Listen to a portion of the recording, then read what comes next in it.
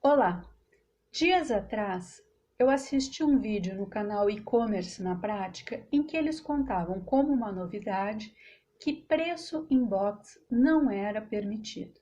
Para mim era muito claro que nunca pôde. E aí fiz um comentário, acabei interagindo com outras pessoas também nesse vídeo e percebi que havia uma complexidade maior. Ontem eles retornaram dos comentários das pessoas sugerindo outras formas de lidar com o assunto. E aí eu trouxe aqui todo esse raciocínio que eu fiz para você entender a questão e ver o que se aplica a você, tanto como alguém que vende na internet, como alguém que compra na internet. Eu vou fazer uma análise de forma cronológica, para ficar mais fácil, mais didático de entender. O que acontecia? Até os anos 80, e aí você pensa em inflação, em uma população bem menos esclarecida do que hoje, existiam praticamente nos contratos uma presunção de que todos os contratantes estavam em situação equivalente. Então, tanto quem comprava quanto quem vendia tinham as mesmas regras. E o que isso gerava? Muitas vezes, um produto ou serviço era vendido ou era precificado conforme a cara do cliente. Ser amigo do gerente ou de um funcionário da loja lhe dava acesso a poder comprar, não necessariamente ter o dinheiro lhe dava o direito de comprar. Mas numa época de inflação, o produto ficava estocado lá atrás na loja. Você entrava, prateleira vazia. Conversava com o funcionário, negociava preço, às vezes pagava um ágio, conseguia o produto. E é claro que esse tipo de discriminação não é interessante para ninguém. Você não pode fazer com que alguém vá até o seu estabelecimento querendo comprar alguma coisa e na hora, porque você não vai com a cara? Ou porque você gosta mais do fulano ou do Beltrano, que é do mesmo time de futebol ou da mesma ideologia que você vende para essa pessoa e o outro não tem a liberdade de poder ser quem ele é, porque é discriminado e não consegue comprar, mesmo tendo dinheiro. Então, o que aconteceu? O Código de Defesa do Consumidor, ele falou, olha, quem compra, quem vende todos os dias o mesmo produto ou serviço tem uma capacidade lá em cima de entender sobre esse produto ou serviço. E isso é diferente de quem compra de vez em quando, quem está comprando pela primeira vez. Então, quando isso acontece, o legislador fez o seguinte, ele tentou equalizar isso, falando que esse aqui que compra de vez em quando, que compra para utilizar para uso próprio, esse aqui é o consumidor. E aí, cabe a esta pessoa aqui, que domina o assunto, informar para esse aqui todos os prós e contras desse produto. A oferta tem que ser completa. Se não for completa e esse aqui se sentiu enganado, esse aqui indeniza. E essa foi a forma que o legislador fez para equalizar essa relação comercial. É claro que com a tecnologia, isso que foi feito lá em 90, quando não tinha internet, veio também para a internet. E hoje a questão não é mais informar produto e serviço, é informar também quais dados desta pessoa aqui, este aqui coleta. Porque senão você pode, a partir de características dessa pessoa, direcionar uma oferta ou não. E esse aqui precisa saber. Quando você vê aqui no canal os vídeos sobre LGPD, Lei Geral de Proteção de Dados Pessoais, eu estou falando disso, que não basta mais a relação de consumo, a informação da relação de consumo. É preciso transparência de toda a relação comercial, toda a relação negocial que existe. E isso vem desde o momento em que a pessoa entra no seu site. Não é muito diferente de como acontece na loja física. Você já deve ter visto uma plaquinha dizendo: sorria, você está sendo filmado. O que é a filmagem se não a coleta do dado da pessoa, da imagem da pessoa? Precisa ter. Se você coleta a imagem, você precisa informar para a pessoa que está coletando esse dado. E tem que ter uma regra igual para todo mundo de por quanto tempo você guarda essa informação, o que você faz com essa informação e como a pessoa vai ter acesso a ela. Provavelmente, se você já precisou das imagens dentro de um estabelecimento comercial, descobriu que precisava ou que a polícia fizesse a requisição ou que houvesse alguma ordem judicial a respeito. Então, no estabelecimento comercial são as imagens. Na internet, são os pixels, as tags que se usa para identificar quem está ali naquela página, que depois vai virar uma ferramenta de remarketing. Não basta só colocar agora, como tem muito site, dizendo nós usamos cookies. A maioria das pessoas não entende o que é cookie. E cookie existe de diferentes categorias. Uns são obrigatórios, outros não são. Os que não são obrigatórios, a pessoa pode escolher se quer ou se não quer. Então, esse é um exemplo do que agora está se exigindo. É um complemento para as relações de consumo. E dados pessoais não é apenas em relação à relação de consumo.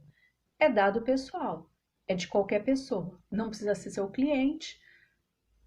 Pessoa está ali, acessou a página, pode ser um funcionário de uma empresa e a empresa vai comprar de você. Não importa. Você coletou dados, precisa avisar quais são esses dados, o que você faz com ele e como as pessoas podem alterar ou cancelar esse dado. Isso é mais ou menos o que fala a Lei Geral de Proteção de Dados. Mas voltando para o nosso preço inbox. Como que funciona nas lojas físicas? Sempre a oferta tem que ser igual para todo mundo. E ela não pode gerar dúvidas.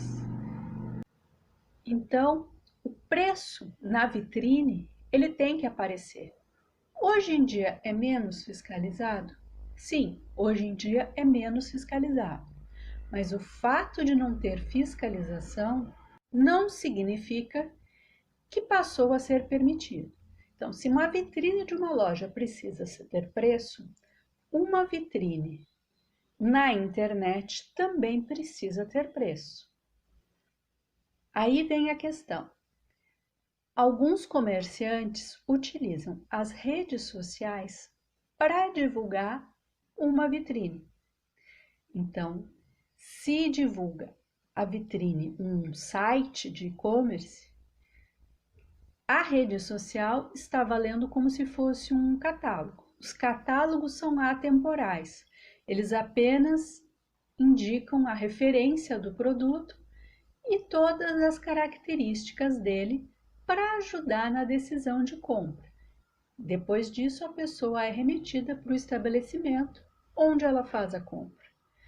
É uma forma de informar a respeito, mas nada é comprado através da rede social, nada é comprado através de um catálogo. Se for isso, precisa ficar muito claro em cada publicação que, para realizar a compra, entre em contato com o site. Essa é uma situação. A outra situação é quando a comercialização e toda a negociação ocorre na própria rede social. E aí, você falar preço inbox significa que a sua oferta não está completa. Falta o preço. É como fazer a pessoa entrar na sua loja para ela descobrir se tem condições de comprar ou não. Para muita gente, dar a volta e sair sem comprar é constrangedor. Às vezes, só o fato de entrar na loja faz com que a pessoa compre outra coisa que nem estava precisando. A ideia do comerciante realmente é essa, mas a do legislador é proteger essa pessoa que está comprando. Por isso, o preço tem que estar na vitrine, de tudo que estiver na vitrine.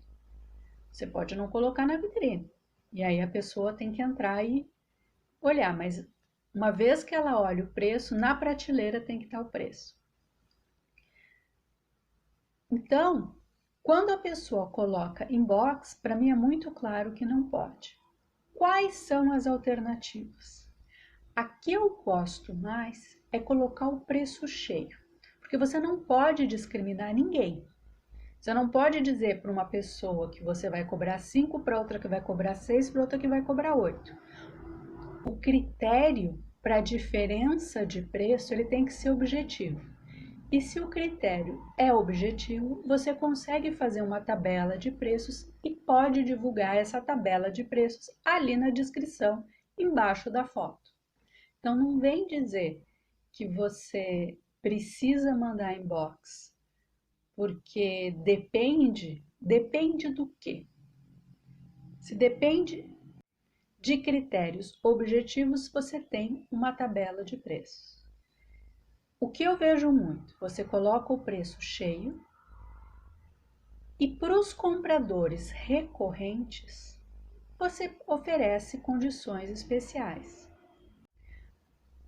Mas essas condições especiais, elas estão bem claras, de forma que qualquer cliente que esteja comprando pela primeira vez com você tenha incentivo de voltar a comprar. Porque na primeira vez está pagando um pouco mais caro, talvez. Mas sabe que a partir da segunda já vale a pena, já vai ter um outro desconto. São os clubes de fidelidade, os aplicativos que têm condições especiais, os cupons de desconto, essas técnicas comerciais que se utiliza. Isso é perfeitamente possível. Agora, você não vai criar um cupom de desconto e não falar para as pessoas que esse cupom existe. As regras precisam estar claras e tem que fazer sentido para o seu negócio. Porque o preço em box exige que você tenha algum funcionário, alguma funcionária do outro lado atendendo. E quanto que vale a pena para você ter alguém do outro lado de plantão para atender alguém que ainda está em dúvida se vai comprar ou não? Porque existe uma capacidade, um limite de pessoas que esse funcionário pode atender por dia. De repente, atender alguém que por aquele preço não compraria, pode significar estar deixando de atender alguém que já tinha certeza da compra. Essa conta precisa ser feita. Talvez não mudar todo o procedimento de uma hora para outra, mas começar testando um produto para ver como fica a receptividade dos clientes. O que eu percebi que muita gente falou que faz, lendo lá nos comentários desse vídeo, foi que eles colocam o preço mínimo. Então, se você coloca o preço mínimo, tem que vir a partir de X, né? A partir de um determinado valor. Não pode botar que é X e depois inventar outras situações que tornam mais caro.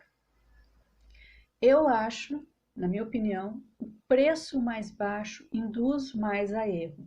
É mais difícil você se defender dizendo que era 10 e depois cobrar 100. Agora, se você disser que é 100 e vai cobrar 10, ninguém vai reclamar. Mas qual foi a resposta lá do pessoal do e-commerce na prática para as pessoas que estavam com essa dificuldade? Eles sugeriram colocar preço sujeito a orçamento. E aí vem uma questão. Em alguns casos, realmente há necessidade de orçamento. Mas simplesmente colocar preço sujeito ao orçamento, como você prova que o seu orçamento não tem um critério objetivo que permita uma tabela de preços? Essa é a primeira questão que você precisa enfrentar. E aí eu trago um exemplo que aconteceu comigo como cliente de uma solução que me pareceu muito interessante e que ajuda a ilustrar isso. Anos atrás eu precisei pintar meu apartamento e estava difícil encontrar mão de obra. As pessoas que podiam queriam muitos dias, o pessoal não sabia muito bem definir preço, até que eu achei uma empresa que havia sido indicada e a menina, quando eu liguei, ela falou: olha, o nosso serviço de pintura, ele obrigatoriamente inclui a remoção dos móveis, a proteção dos móveis. Nós garantimos que nenhuma gota de tinta cairá no seu chão ou nos seus móveis. E dependendo do número de dias que você tiver disponível, vai ser o número de funcionários que irá trabalhar simultaneamente. Todos esses fatores, eles fazem com que só seja possível eu te dar um orçamento ou uma previsão de valor indo no local. Lhe interessa que vá alguém no local? Aí você fala, sim, me interessa. Na verdade, eu acho que ela falou o valor mínimo de orçamento antes de me perguntar se eu queria que alguém viesse aqui em casa. Ela falou, olha, o nosso valor mínimo de orçamento é X. Então, se for uma parede, se for uma casa inteira, não nos vale a pena trabalhar pelo valor menor do que esse. E aí tinha umas outros requisitos, eles só usavam tinta à base de água, que soltasse menos cheiro, podia escolher a cor, mas tinham determinadas tintas que eles trabalhavam, porque isso permitia uma secagem mais rápida que dava um resultado melhor. E no final eu contratei eles mesmo, mas veja a diferença. Existia, antes de ela me passar o orçamento, ela colocou todos os serviços que estavam incluídos. Nenhum outro que eu havia pesquisado explicou todas as etapas do processo de pintura e todas as variáveis que agregaram valor ao serviço. Então, nada impede que você coloque sujeito ao orçamento e as demais conforme as variações que vão levar a esse orçamento ser maior ou menor. A pessoa, quando for telefonar para você, já vai saber o que ela quer daquilo que precisa no orçamento. O tempo do seu funcionário que faz a venda vai ser menor. E isso implica no seu custo. Então, existe a possibilidade de colocar conforme orçamento? Sim, conforme orçamento, porque é impossível criar uma tabela de preço. Não apenas conforme orçamento, como uma mera alternativa para tentar fazer uma gambiarra com o Procon. Lembre-se de posicionamento da sua marca, da sua empresa. Você tem que ser transparente, você tem que informar, porque isso vai lhe ajudar, inclusive, a não ter problema com o pós-venda. A pessoa que for comprar de você, se ela está informada do que você está vendendo, menos provável de ficar insatisfeita. Menos insatisfeita, mais provável de indicar você ou de voltar a comprar de você. Agora, se para ter uma informação ela precisa entrar em contato,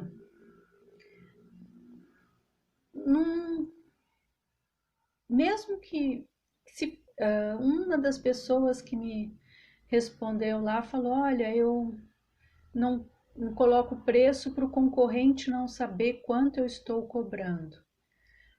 Mas o preço, ele deveria ser em razão do custo. de aquisição e do custo da operação. E essa pessoa plantada para atender as pessoas, os clientes, e que eventualmente pode não atender todo mundo, essa pessoa é um custo que você tem que poderia estar numa outra função. E da mesma forma que é possível ter acesso ao preço dos concorrentes, se o concorrente realmente quiser saber, ele vai entrar em contato fingindo que é um comprador. É uma dificuldade que eu tenho dificuldade. Eu não consigo ver tantos benefícios. O outro vende mais barato, talvez seja o caso de rever os custos para conseguir vender tão barato quanto ou agregar valor que a pessoa não esteja comprando apenas um produto, mas como todo mundo fala, comprar uma experiência ou você ter uma vantagem, prazo de entrega, aí tem que analisar o mercado. Mas sob o ponto de vista jurídico, precisa informar completamente tudo que você puder sobre o produto. É você que tem que provar que não tinha como informar. Então, não era possível estabelecer um preço máximo, não era possível estabelecer um preço mínimo. O preço é muito variável e as variáveis elas não são objetivas. Prove que essas variáveis elas não vão ser aplicadas para discriminar ninguém ou para dar preferência de um comprador em relação ao outro, que aí você pode sim não dar o preço, mas saiba que existe um risco. Então esse é um esclarecimento que eu achei importante dar. Se você ainda tem dúvida, pode comentar, eu vou responder.